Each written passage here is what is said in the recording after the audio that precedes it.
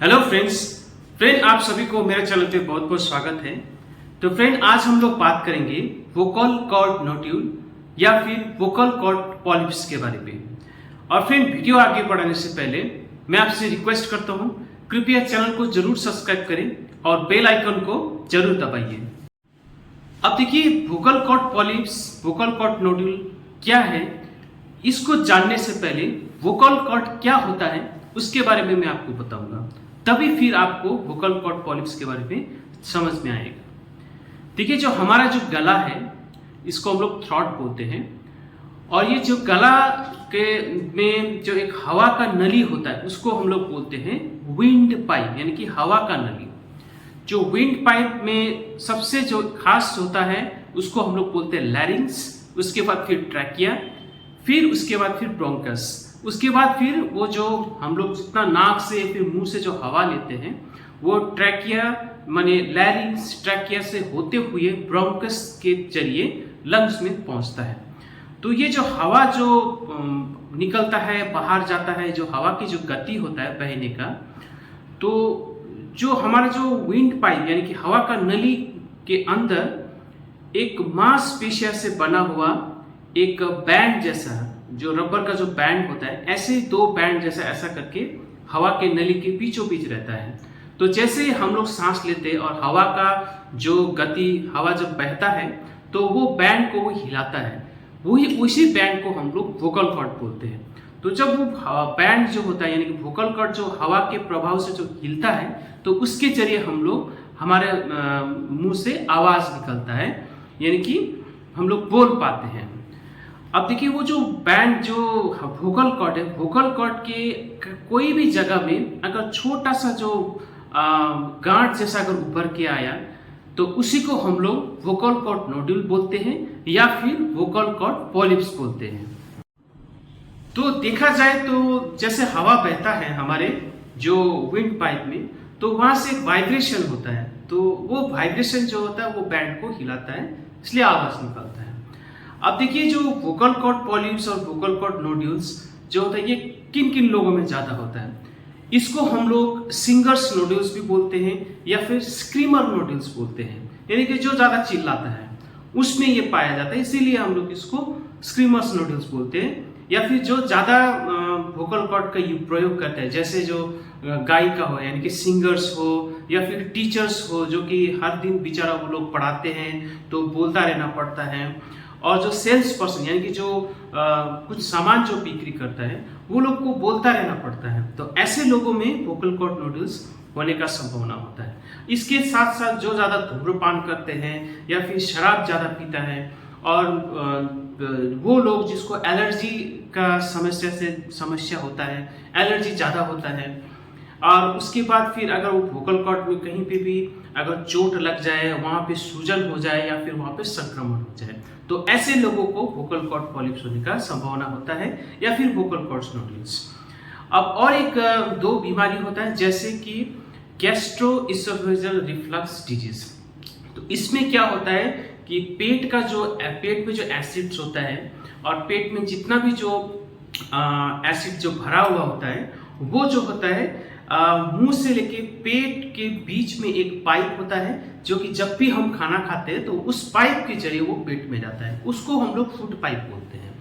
या फिर इसोफेगस बोलते हैं। तो पेट का एसिड जब इसोफेगस की तरफ ऊपर की तरफ आता है तो आपको छाती में जलन सा महसूस होगा, डकार ज्यादा आएगा और ऐसा लगता है कि मुंह में तीता तीता पानी आ रहा है, तो इसको हम लोग बोलते हैं गैस्ट्रोइसोफेजियल रिफ्लक्स डिजीज। तो ऐसा बीमारी जिसको है उसमें भी वोकल कॉर्ड नोड्यूल्स या फिर वोकल कॉर्ड पॉलिप्स होने का संभावना रहता है। और साथ में जिसको थायराइड हार्मोन की कमी हो उसको हम लोग बोलते हैं हाइपोथायराइडिज्म। ऐसे में भी वोकल कॉर्ड नोड्यूल या फिर वोकल कॉर्ड पॉलिप होने का संभावना होता है।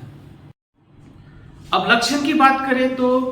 लक्षण में क्या होता है, हॉर्सनेस ऑफ वॉइस, यानी कि जैसे जब आप बोल रहे होते हैं तो अचानक से ऐसा लगेगा कि आपका आवाज में दबाव कम हो गया है, यानी कि आप धीरे बोलने लगते हैं और आपका आवाज बैठ जाएगा। उसके साथ आपको खांसी, काफी ज्यादा लंबा खांसी 3-4 दिन या फिर एक हफ्ता से ज्यादा खांसी आपको रह सकता है, खासकर सूखा खांसी रह सकता है। और ऐसा आपको अनुभव होगा कि गले के अंदर कुछ अटक गया हो, जिसकी वजह से आपको बार बार खांसना पड़ता है और फिर ऐसा लगता है कि गले के अंदर खुजली हो रहा हो। तो ये प्रमुख जो लक्षण होता है हॉर्सनेस ऑफ वॉइस, यानी कि आवाज बैठ जाना और काफी लंबे समय तक आपको खांसी हो सकता है। अब देखिए इसका इलाज का बात करें तो सबसे पहले इलाज में आता है, उसको बोलता है वॉइस थेरेपी, यानी कि आपको वोकल कॉर्ड को कैसे चलाना है, किस तरह से बात करना है, उसके बारे में ये एक थेरेपी दिया जाता है, जो कि इसके लिए एक अलग सा डॉक्टर का जरूरत होता है। और साथ में आपको जो तनाव जो होता है उसको आपको कम करना होता है और वोकल कॉर्ड को रेस्ट देना होता है और स्मोकिंग जो होता है वो आपको छोड़ना है। और साथ में आपको दिन में 2 बार गर्म जो पानी होता है उसका बाफ लेना होता है, उसको हम लोग बोलते हैं स्टीम इनहेलेशन। अब देखिए ज़्यादातर ये सब करने से जो होता है आपका आवाज में काफी ज्यादा सुधार आ सकता है। अगर इससे भी नहीं हुआ तो इसका एकमात्र उपाय होता है इलाज का, वो होता है ऑपरेशन, यानी कि सर्जरी के जरिए, जो कि अभी हम आपको इस वीडियो के जरिए दिखाने जा रहे हैं। देखिए सर्जरी में जो होता है हम लोग उसको बोलते हैं डायरेक्ट लैरिंगोस्कोपी, इसको हम लोग DL-स्कोपी बोलते हैं, direct laryngoscopy excision of vocal cord और पॉलिप्स अंडर जनरल एनेस्थीसिया, यानी कि आपको बेहोश किया जाता है, जनरल एनेस्थीसिया दिया जाता है। उसके बाद हम लोग जो ये आप देख रहे हैं इस नक्शा में, इस वीडियो में जो देख रहे हैं, इसको हम लोग DL-स्कोपी बोलते हैं, जो कि आपका जो हवा का जो पाइप होता है, यानी कि विंड पाइप, यानी कि लैरिंक्स ट्रैकिया जहाँ पे वोकल कॉर्ड रहता है, वहां पे हम लोग डायरेक्ट इसको घुसाते हैं। उसके बाद हम लोग के पास एक खास तरीके का जो